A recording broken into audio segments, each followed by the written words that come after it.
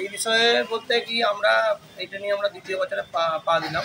তো প্রথম বছর আগের বছর যেটা হয়েছিল আমরা আগের বছর 150 জনের প্ল্যানিং করেছিলাম, তো 150 জন আমরা সাকসেস করেছি। এবছর আমাদের 300 জনের টার্গেট ছিল, তো আমরা 302 জন টার্গেট আমরা করতে পারছি।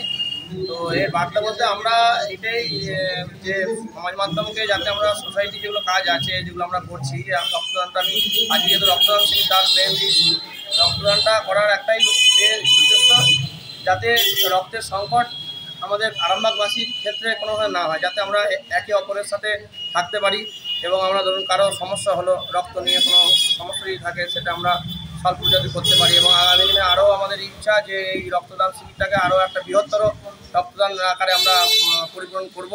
এবছর আমরা বেড়েছি, এর পরের বছর আরও বাড়বে। তো সবাইকে নিয়ে আমরা চলবো এবং আমাদের যে যারা সদস্য আছে সবাই কিন্তু অক্লান্ত পরিশ্রম করেছে, সবার প্রচেষ্টায় মানুষ আমাদের পাশে ছিল এবং আছে, সেই জন্য আমরা এটা করতে পেরেছি। নাহলে হয়তো এত বড় আমরা প্রক্রিয়া করতে পারতাম না।